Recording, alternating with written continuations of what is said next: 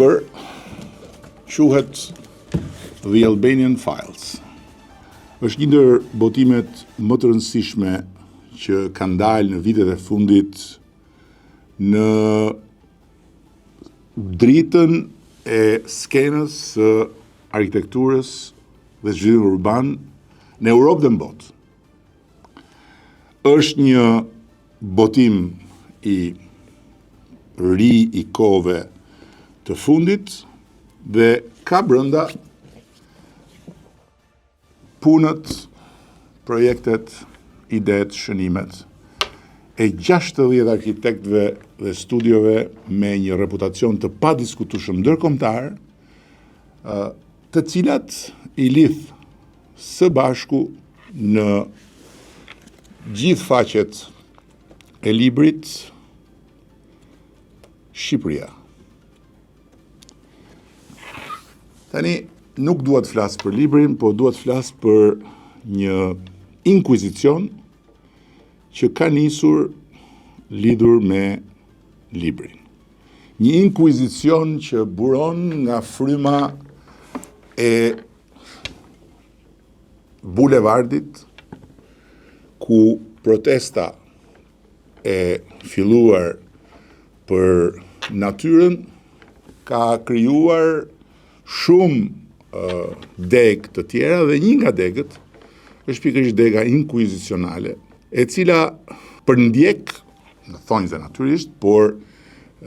jo sepse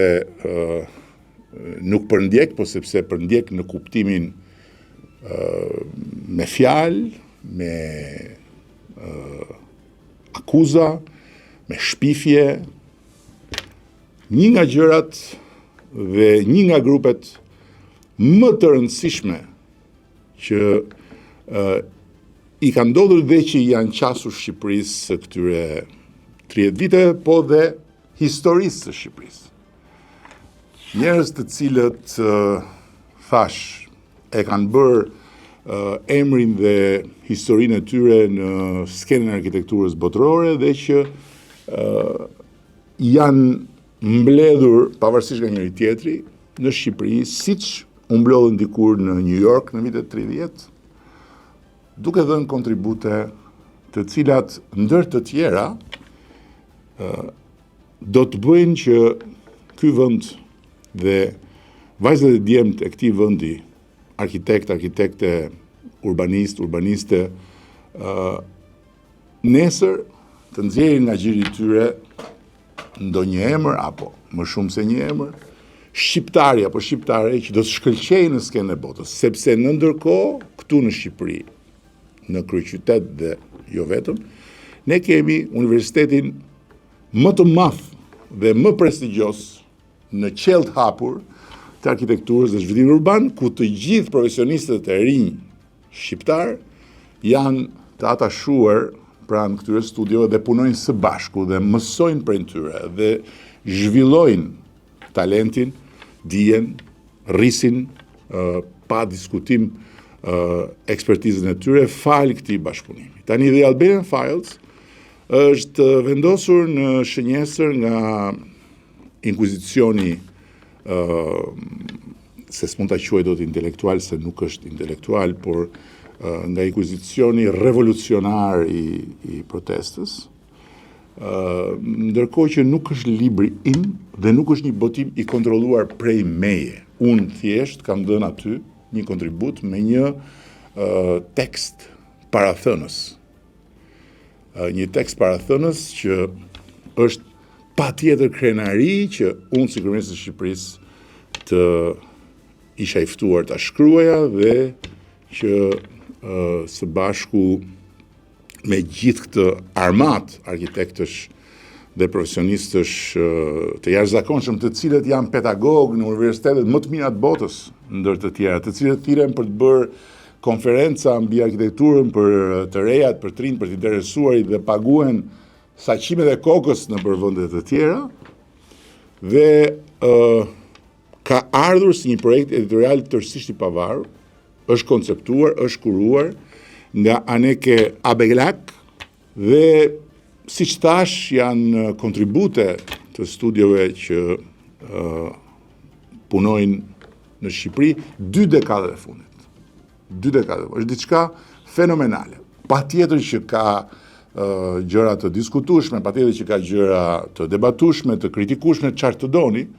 por që ti qepesh një botimi të tillë, njësoj si ti ishte koha e revolucionit kulturor kines, dhe mbi të gjitha pastaj të kapesh me një tekst i cili është një tekst auto-ironik i një arkitekti që përfaqëson njërin prej studieve më të mëdha në historinë e arkitekturës bashkëkohore, studion OMA, të themeluar edhe të udhëhequr nga legjendari Rem Koolhaas. Ky është kulmi. Ky është kulmi.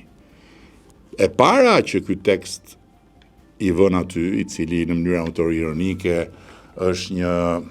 letër drejtuar meje, e cila natyrisht është një letër që mua s'më ka ardhur, se s'kishte as se pse të më vinte, është shënim në dosjen e arkitektit, ku më thot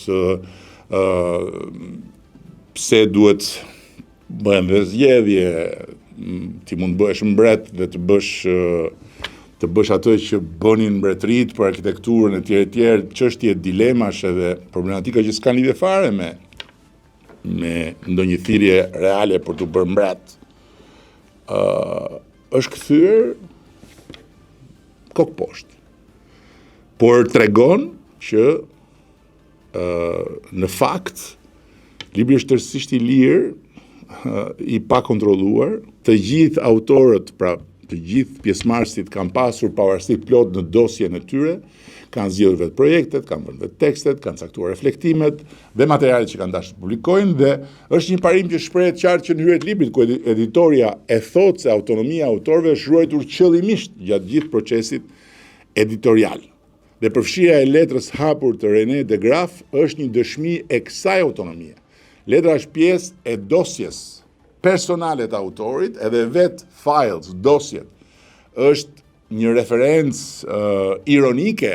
e një Shqipërie që vjen nga një kohë dosjesh, ndërkohë që këtu dosjet janë tëra të hapura për publikun.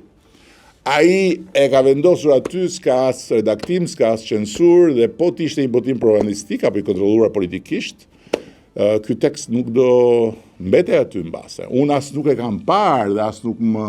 ka ardhur, as më ka shkuar mend ta kërkoj, ta shoh përpara librin se sa të botoj. Dhe çfarë na thot në të vërtetë letra e René de Graafit është se spari duhet njohur autori. Ai nuk është vetëm një arkitekt i njohur ndërkombëtarisht, është autor i librash dhe esesh mbi marrëdhënien mes arkitekturës, pushtetit, kapitalit, politikës. Ka një stil botërisht të njohur, ironik, satirik, paradoksal, hiperbolik, mjete që ai përdor në punën e tij, por nuk janë deklarata politike lineare. Dhe ai shkruan po kështu në një mënyrë për Londrën, Dubai, në Rusinë, Bashkimin Sovjetik, Bashkimin Evropian, Kinën, njeri i lirë. Dhe edhe një herë e gjithë kjo kthehet në një nga shumë tekstet e akuzës inkuizicionale që po më bëhet mua nga gjithë farë lloj personazhesh